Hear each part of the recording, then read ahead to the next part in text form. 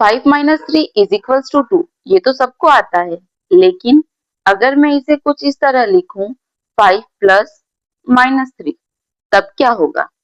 और अगर मैं ये कहूं कि सिर्फ एक छोटा सा माइनस साइन आपका पूरा आंसर बदल सकता है, तो आज हम वही सीक्रेट समझेंगे, प्लस माइनस साइन रूल, जो मैथ्स का बेस है और जहां 90% स्टूडेंट गलती कर जाते हैं। तो बने रहिए वीडियो में एंड तक, क्योंकि अगर आज का वीडियो आपने अच्छे से देखा और समझा तो आपका प्लस माइनस का कंफ्यूजन हमेशा के लिए क्लियर हो जाएगा। Welcome to the channel. सबसे पहले एक छोटी सी बात क्लियर कर लेते हैं। अगर किसी नंबर के आगे प्लस साइन होता है तो वो नंबर पॉजिटिव होता है। अगर किसी नंबर के आगे माइनस साइन होता है तो वो नंबर नेगेटिव होता है। बट अगर किसी नंबर के आगे कोई साइन ना हो तो इस केस में उस नंबर को हमेशा पॉजिटिव कंसीडर किया जाता है। ओके, मींस अगर हमारे पास 3 या प्लस 3 है तो दोनों ही केस में वो पॉजिटिव रहेगा।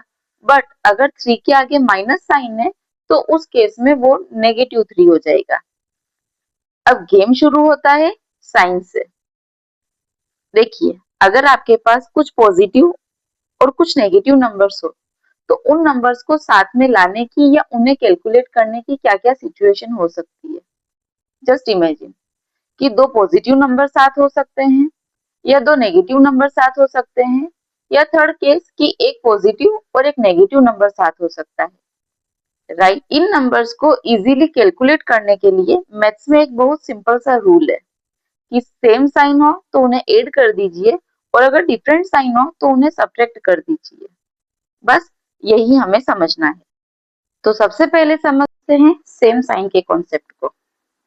दो नंबर हमारे पास है, दोनों या तो पॉजिटिव है या दोनों नेगेटिव है, मतलब दोनों नंबर का साइन सेम है तो वो नंबर हमेशा ऐड होते हैं और उनके साथ आंसर में वही साइन होता है जो उन नंबर्स का है।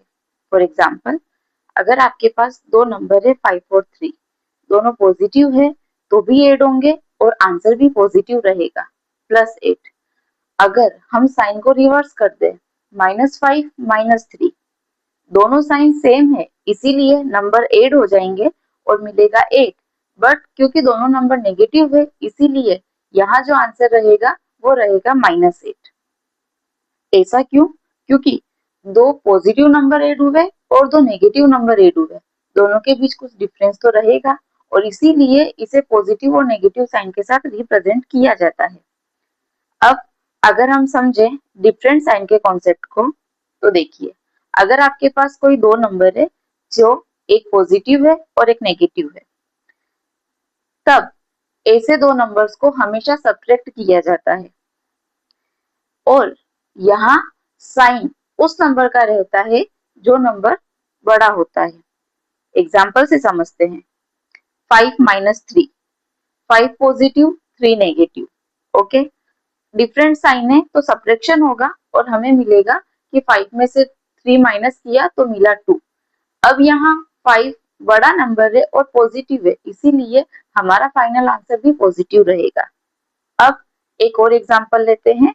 2 माइनस 7, 2 पॉजिटिव है 7 नेगेटिव है, डिफरेंट साइन है इसीलिए सब्ट्रैक्शन होगा और हमें मिलेगा कि 7 में से 2 माइनस हुआ तो हमें मिला 5। बट इस केस में 7 बड़ा नंबर है और वो नेगेटिव है इसीलिए फाइनल आंसर नेगेटिव रहेगा, मतलब -5। इज इट क्लियर और नॉट? तो हमें क्या समझना है कि अगर दो नंबर सेम साइन के हैं, चाहे वो पॉजिटिव हो चाहे वो नेगेटिव हो, वो हमेशा ऐड होंगे और फाइनल आंसर में वही साइन रहेगा। और जब दो नंबर डिफरेंट डिफरेंट साइन के होंगे तो वो हमेशा सब्ट्रैक्ट होंगे और फाइनल आंसर में बड़े नंबर का साइन रहेगा। तो चलिए एक एग्जांपल और लेते हैं। 8 प्लस -5, दो अलग अलग साइन है, मतलब सब्ट्रैक्शन होगा, यानी 8 माइनस 5 हमें मिला 3। 8 बड़ा नंबर है जो पॉजिटिव है तो हमारा फाइनल आंसर पॉजिटिव रहेगा, मतलब +5। अब एक एग्जांपल और लेते हैं। -10 प्लस 6, दोनों साइन अलग अलग है, इसका मतलब सब्ट्रैक्शन होगा, यानी 10 में से 6 माइनस हुआ तो हमें मिला 4। अब इस केस में 10 बड़ा नंबर है बट वो नेगेटिव है, इसीलिए हमारा फाइनल आंसर भी नेगेटिव रहेगा। मतलब -10 + 6 = -4। ओके, चलिए अब कुछ एग्जांपल्स की हम और प्रैक्टिस करते हैं ताकि आपका कॉन्सेप्ट और अच्छे से क्लियर हो सके। तो देखिए, ओके, आई होप आप इस कॉन्सेप्ट को समझ पाए हैं। अगर आपने ये क्वेश्चन सही से कर लिए तो आपका प्लस माइनस का बेस स्ट्रॉन्ग हो जाएगा। याद रखिए, मैथ्स मुश्किल नहीं है, बस आपके रूल क्लियर होने चाहिए। अगर ये वीडियो आपको हेल्पफुल लगा हो तो लाइक और सब्सक्राइब करना ना भूलें। मिलते हैं नेक्स्ट वीडियो में, जहां हम बात करेंगे कि कैसे एक छोटा सा माइनस साइन पूरी कैलकुलेशन को चेंज करने का पावर रखता है। तब तक के लिए keep learning, keep practicing. Thank you.